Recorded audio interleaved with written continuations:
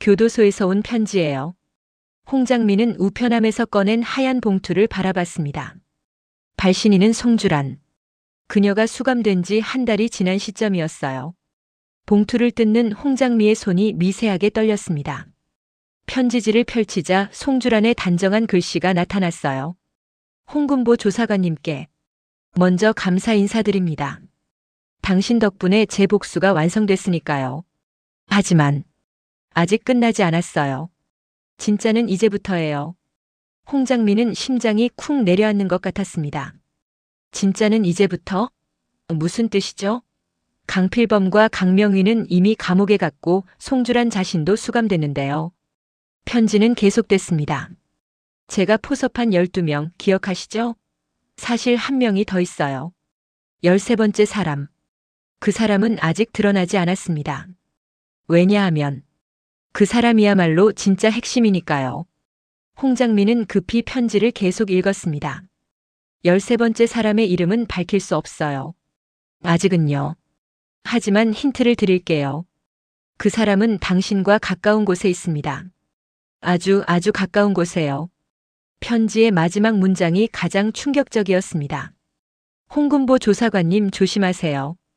13번째 사람은 증권감독원 내부에 있으니까요.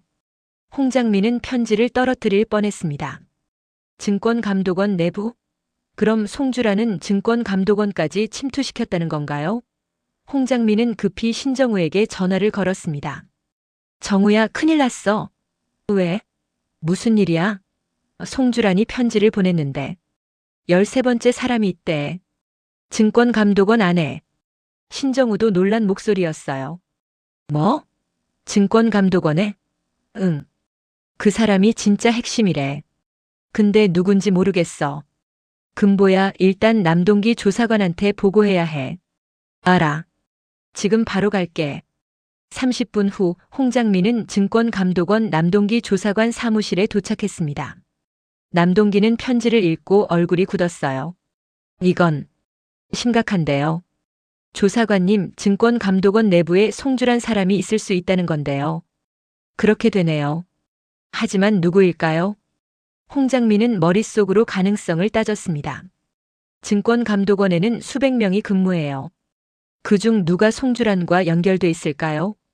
혹시 윤재범 전 과장님일까요? 홍장미가 조심스럽게 물었습니다. 아니요. 윤 과장은 이미 강필범한테 매수된 게 드러났잖아요. 송주란과는 별개예요. 그럼 다른 사람. 일단 내부 조사를 시작해야겠어요. 남동기는 결심한 표정이었습니다. 바로 그날 오후 증권감독원 긴급회의가 소집됐습니다. 원장, 부원장, 각 부서 국장들이 모였어요. 남동기 조사관이 송주란의 편지를 공개했습니다. 여러분, 송주란이 13번째 사람이 우리 내부에 있다고 했습니다. 회의실이 술렁였어요. 누가 그런 짓을 했단 말입니까? 한 국장이 소리쳤습니다. 아직 확실하지 않습니다. 하지만 조사는 해야 합니다. 남동기의 말에 원장이 고개를 끄덕였어요. 당연하죠. 즉시 내부 감사팀을 가동하세요. 회의가 끝나고 홍장민은 복도에서 혼자 생각에 잠겼습니다. 13번째 사람. 대체 누구지? 바로 그때 누군가 홍장미의 어깨를 두드렸어요. 돌아보니 조사의 팀 박민수 팀장이었습니다. 40대 중반의 베테랑 조사관이었죠. 홍 조사관, 송주란 편지 때문에 걱정이 많겠네요. 네. 팀장님. 증권감독원 내부에 배신자가 있다니 믿기지 않아요. 나도 그래요. 우리가 서로 못 믿게 되면 어떻게 일을 해요? 박민수 팀장은 한숨을 쉬었습니다. 그나저나 홍 조사관 요즘 힘들죠? 한국투자증권 사건 마무리하느라. 괜찮습니다. 제 일이니까요. 그래도 무리하지 마요. 건강이 우선이에요. 박민수 팀장은 친절했지만 홍장민은 묘한 느낌을 받았습니다. 너무 친절한 거 아닌가? 하지만 곧 그 생각을 떨쳐냈어요. 의심병에 걸린 것 같았으니까요. 그날 밤 홍장민은 301호 기숙사로 돌아왔습니다. 강노라, 김미숙, 고복희가 모여 있었어요. 언니, 오늘 피곤해 보여. 강노라가 걱정스럽게 물었습니다. 응. 좀 복잡한 일이 있어서. 무슨 일인데? 네. 나중에 얘기할게. 홍장민은 방으로 들어가 침대에 누웠습니다. 송주란의 편지가 자꾸 머릿속을 맴돌았어요. 13번째 사람은 당신과 가까운 곳에 있습니다. 가까운 곳. 대체 누구지? 홍장민은 증권감독원 동료들을 하나씩 떠올렸습니다. 남동기 조사관? 아니야, 그 사람은 믿을 수 있어. 박민수 팀장? 글쎄. 다른 조사관들? 잠이 오지 않았습니다. 홍장민은 노트북을 켜서 송주란 관련 자료를 다시 검토하기 시작했어요. 12명의 명단, 포섭 날짜, 금액. 모든 걸 다시 살펴봤습니다. 그러다 이상한 점을 발견했어요. 송주란이 포섭한 12명 중 몇 명은 증권감독원 조사를 받을 때 유독 협조적이었습니다. 너무 쉽게 자백했달까요? 혹시 일부러 자백하도록 누군가 조율한 건 아닐까? 홍장민은 소름이 돋았습니다. 만약 증권감독원 내부에 송주란 사람이 있다면 조사 과정을 조작할 수도 있었을 거예요. 다음 날 아침 홍장민은 남동기 조사관을 다시 찾아갔습니다. 조사관님, 한 가지 이상한 점을 발견했어요. 뭔데요? 송주란이 포섭한 12명 조사받을 때 너무 쉽게 자백했어요. 마치 미리 준비된 것처럼요. 남동기는 고개를 갸웃했습니다. 그러고 보니 그렇네요. 보통 범죄자들은 끝까지 부인하는데 이번엔 다들 순순히 인정했죠.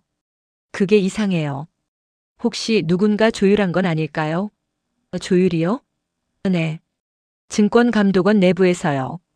남동기의 얼굴이 굳었습니다. 그럼 13번째 사람이 조사 과정에 개입했다는 건가요? 가능성이 있어요. 홍장민은 확신에 찬 목소리였습니다. 그래서 제안이 있어요. 뭔데요? 일부러 미끼를 던지는 거예요. 13번째 사람이 반응하는지 보려고요. 남동기는 잠시 생각하더니 고개를 끄덕였습니다. 좋아요. 어떻게 할 건데요? 가짜 정보를 흘려요. 송주란이 추가 증거를 숨겨뒀다고요. 그럼 13번째 사람이 움직일 거예요.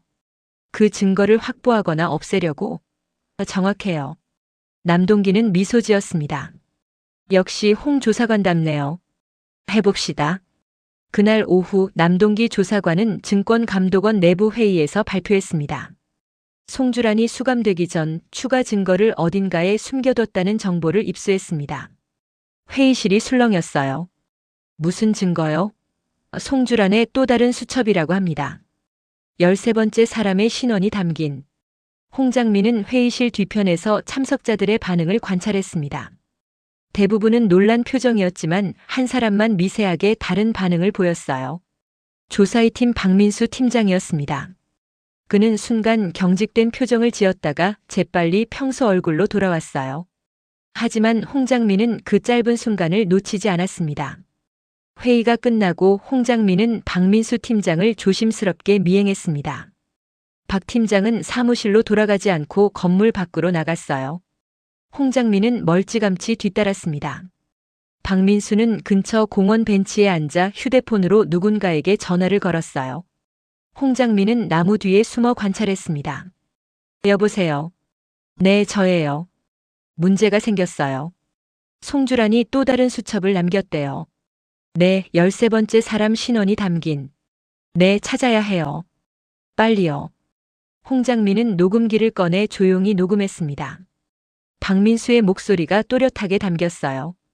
어디 숨겼을까요? 송주란 집? 아니면 회사 사물함? 네, 알겠어요. 제가 알아볼게요. 전화를 끄는 박민수는 주위를 두리번거리더니 급히 자리를 떴습니다. 홍장민은 그를 계속 미행했어요. 박민수는 한국투자증권 본사로 향했습니다. 역시 홍장민은 확신했어요. 박민수가 바로 13번째 사람이었습니다. 홍장민은 신정우에게 긴급 연락했습니다. 정우야, 박민수가 지금 너희 회사로 가고 있어. 송주란 사물함 뒤지려는 것 같아. 알았어. 내가 막을게. 조심해. 위험할 수도 있어. 20분 후 박민수는 한국투자증권 지하 직원 사물함 구역에 도착했습니다. 송주란의 사물함 앞에서 잠금 장치를 따려는 순간 신정우가 나타났어요. 박민수 팀장님, 여기서 뭐 하세요? 박민수는 깜짝 놀라 돌아봤습니다. 아, 신 사장님. 송주란 사물함 좀 확인하려고요. 무슨 권한으로요? 증권감독원 조사관으로서 당연한 권한 아닙니까? 영장 있으세요? 박민수는 당황했습니다. 영장은 긴급한 상황이라서 영장 없이는 안 됩니다. 바로 그때 홍장미가 나타났습니다. 박민수 팀장님, 이제 그만하세요. 박민수는 홍장미를 보고 얼굴이 하얗게 변했어요. 홍 조사관. 당신이. 네, 제가 미끼를 던진 거예요. 그리고 팀장님이 딱 걸리셨네요. 뭘? 무슨 소리야? 송주란에 또 다른 수첩 같은 건 없어요. 다 거짓말이었죠. 13번째 사람을 찾기 위한. 박민수는 이를 악물었습니다. 증거가 있어? 내가 13번째 사람이라는? 있죠. 홍장미는 녹음기를 재생했습니다. 박민수의 통화 내용이 또렷하게 들렸어요. 문제가 생겼어요. 송주란이 또 다른 수첩을 남겼대요. 박민수는 할 말을 잃었습니다. 이건. 팀장님, 왜 그러신 거예요? 왜 송주란을 도운 거예요? 박민수는 한참을 침묵하다가 입을 열었습니다. 돈 때문이야. 돈이요? 송주란이 5년 전부터 나한테 돈을 줬어. 매달 5천만 원씩. 홍장미는 숨이 막혔습니다. 5천만 원이요? 그럼 5년 동안 30억이 넘네요. 그래. 30억이 넘어. 박민수는 자조적으로 웃었습니다. 나도 사람이야. 그 돈 거절할 수 없었어. 하지만 팀장님은 증권감독원 조사관이잖아요. 그래서 더 가치가 있었지. 송주란 입장에서는. 홍장미는 분노가 치밀었습니다. 팀장님이 한 일이 뭔데요? 조사 과정을 조작한 거예요? 그래. 송주란이 포섭한 12명, 내가 조사 방향을 조율했어. 너무 깊이 파고들지 않도록. 왜요? 왜 그런 짓을 한 거예요? 송주란의 계획을 성공시키려고. 강필범을 잡는 거 나도 찬성했거든. 홍장미는 박민수를 믿을 수 없다는 표정으로 바라봤습니다. 팀장님, 그래도 법을 지켜야죠. 법? 박민수는 비웃었습니다. 법이 뭐가 중요해? 강필범 같은 놈이 30년 동안 법 위에 군림했는데. 그래도. 홍 조사관, 너는 아직 어려. 이 바닥이 얼마나 더러운지 몰라. 신정우가 끼어들었습니다. 박민수 팀장님, 변명 그만하세요. 이미 끝났어요. 박민수는 한숨을 쉬었습니다. 그래. 끝났지. 박민수는 체포됐고 증권감독원은 발칵 뒤집혔습니다. 내부에 배신자가 있었다는 사실에 모두가 충격받았어요. 믿을 수 없어. 남동기 조사관은 허탈한 표정이었습니다. 박민수 팀장이 5년 동안 송주란한테 매수돼 있었다니. 저도 충격이에요. 홍장미도 마찬가지였습니다. 팀장님을 존경했는데. 박민수에 대한 조사가 시작됐습니다. 그는 처음에는 버텼지만 증거가 쌓이자 결국 모든 걸 자백했어요. 5년 전 송주란이 처음 접근했어요. 조사 과정에서 작은 정보만 달라고 했죠. 박민수는 담담하게 말했습니다. 처음엔 거절했어요. 하지만 내 아들이 미국 유학을 가고 싶어 했어요. 학비가 1년에 1억씩 들어가는데 내 월급으로는 감당이 안 됐죠. 홍장미는 또 비슷한 이야기를 듣고 있었습니다. 차종일도 김희경도 다들 돈 때문이었어요. 그래서 송주란의 제안을 받아들인 거예요. 매달 5천만 원. 1년이면 6억. 아들 학비 충분히 대고도 남았죠. 하지만 그건 뇌물이잖아요. 알아요. 하지만 아들의 미래가 걸린 문제였어요. 박민수는 눈물을 글썽였습니다. 나도 최선을 다한 거예요. 아버지로서. 홍장미는 박민수를 보며 복잡한 심경이었습니다. 그의 마음은 이해가 갔지만 행동은 용서할 수 없었어요. 박민수 팀장님, 구체적으로 뭘 하셨어요? 송주란이 포섭한 12명 조사할 때 일부러 깊이 파지 않았어요. 표면적인 것만 확인하고 넘어갔죠. 그래서 다들 쉽게 자백한 거군요. 맞아요. 제가 미리 그들한테 연락했어요. 이렇게 자백하면 형량이 줄어든다고. 홍장미는 소름이 돋았습니다. 박민수는 단순히 정보를 누설한 게 아니라 조사 과정 전체를 조작한 거였어요. 그리고 송주란의 네트워크가 드러나지 않도록 조율했어요. 12명만 드러나고 나는 숨어 있도록. 왜요? 왜 그렇게까지 한 거예요? 송주란의 계획이 성공해야 내 돈도 안전하니까요. 박민수는 철저히 자기 이익을 위해 움직인 거였습니다. 조사가 진행되면서 박민수가 받은 돈의 규모가 드러났습니다. 5년 동안 총 32억 원. 그중 20억은 아들 학비로 나머지 12억은 개인 용도로 썼더라고요. 32억. 남동기는 혀를 찼습니다. 이 정도면 중범죄네요. 박민수는 결국 뇌물수수, 직권남용, 증거 조작 등 여러 혐의로 기소됐습니다. 징역 10년이 구형됐어요. 법정에서 박민수는 최후 진술을 했습니다. 저는 아버지로서 최선을 다했습니다. 아들에게 좋은 교육을 시켜주고 싶었어요. 하지만 방법이 잘못됐습니다. 검사가 지적했습니다. 법을 지켜야 할 조사관이 법을 어겼어요. 알고 있습니다. 박민수는 고개를 숙였습니다. 후회합니다. 진심으로.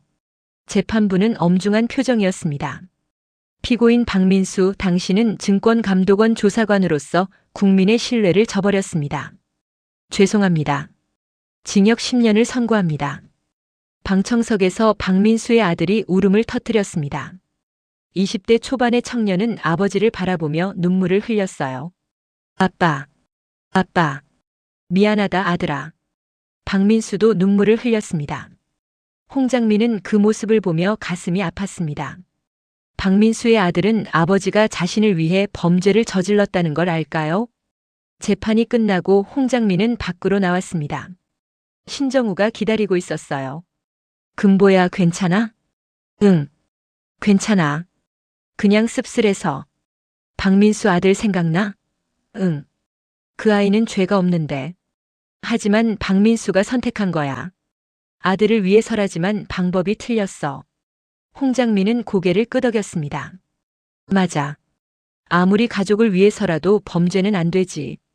그날 저녁 홍장민은 송주란에게 편지를 썼습니다. 송주란님, 13번째 사람을 찾았습니다. 박민수 팀장이었어요. 편지를 붙이고 홍장민은 이제 정말 끝났다고 생각했습니다. 하지만 일주일 후 송주란에게서 답장이 왔습니다. 홍금보 조사관님 잘하셨어요. 박민수를 찾아내시다니. 송주란의 편지를 읽는 홍장미의 표정이 점점 굳어갔습니다. 하지만 한 가지 알려드릴 게 있어요. 박민수는 13번째가 아니에요. 14번째예요. 홍장미는 편지를 떨어뜨릴 뻔했습니다. 14번째? 그럼 13번째는? 편지는 계속됐습니다. 진짜 13번째 사람은 아직 드러나지 않았어요. 왜냐하면 그 사람은 제 모든 계획의 핵심이니까요. 박민수는 중요한 사람이었지만 13번째만큼은 아니에요. 13번째 사람은 당신이 절대 의심하지 않을 사람입니다. 홍장민은 온몸에 소름이 돋았습니다. 절대 의심하지 않을 사람? 대체 누구를 말하는 걸까요? 편지의 마지막 문장이 가장 충격적이었습니다. 홍금보 조사관님, 곧 알게 되실 거예요. 13번째 사람은 당신과 매일 함께 있는 사람이니까요. 홍장민은 급히 주변을 돌아봤습니다. 매일 함께 있는 사람? 증권감독원 동료? 301호 룸메이트? 아니면 홍장민은 신정우에게 전화를 걸었습니다. 정우야, 또 큰일이야. 또? 무슨 일인데? 박민수가 13번째가 아니래. 14번째래. 뭐? 그럼 13번째는? 아직 모르겠어. 근데 송주란이 그래. 내가 절대 의심하지 않을 사람이래. 신정우는 잠시 침묵했습니다. 금보야. 혹시. 왜? 나일 수도 있어? 홍장민은 깜짝 놀랐습니다. 정우야, 무슨 소리야? 송주란이 그랬잖아. 절대 의심하지 않을 사람이라고. 너한테 그런 사람이 누구야? 나잖아. 아니야. 너는 아니야. 홍장민은 단호하게 부정했습니다. 넌 나랑 함께 싸웠잖아. 송주란을 도울 이유가 없어. 하지만 정우야, 나 너 믿어. 절대 의심 안 해. 전화를 끊고 홍장민은 생각에 잠겼습니다. 매일 함께 있는 사람. 절대 의심하지 않을 사람. 강노라? 아니야, 그 애는 너무 순수해. 김미숙? 그 애도 아니야. 고복해? 신정우의 비서인데. 잠깐. 홍장민은 멈칫했습니다. 고복희. 5년 신정우가 우리 편이라고 했던 고복희. 신정우가 5년 전부터 키웠다던 고복희. 5년 전. 송주란이 박민수를 포섭한 것도 5년 전이었어요. 홍장민은 급히 노트북을 켰습니다. 고복희에 대한 자료를 찾기 시작했어요. 입사 날짜, 경력, 학력. 모든 걸 확인했습니다. 그리고 발견했습니다.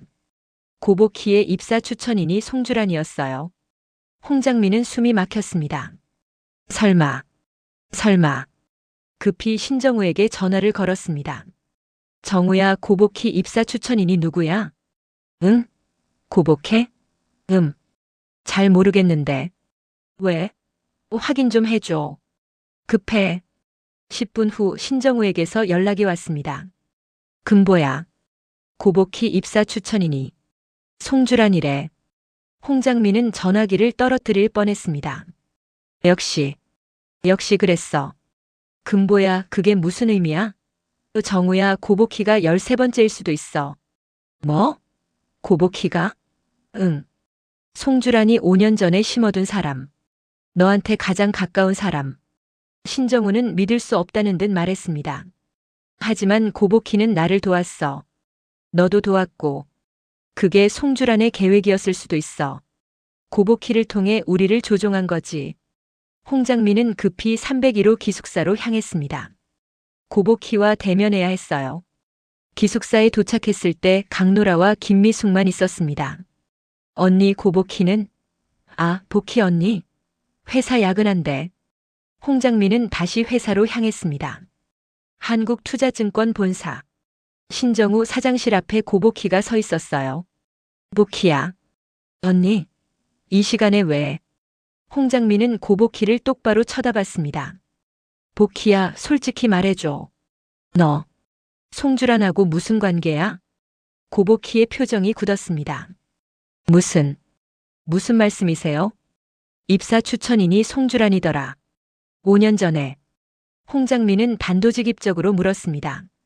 고복희는 잠시 침묵하다가 한숨을 쉬었습니다. 언제 알아차리실 줄 알았어요. 홍장민은 심장이 쿵 내려앉았습니다. 그럼 정말 너야? 13번째가? 네. 고복희는 담담하게 인정했습니다. 저예요. 송주란 실장님의 13번째 사람. 홍장민은 배신감에 온몸이 떨렸습니다.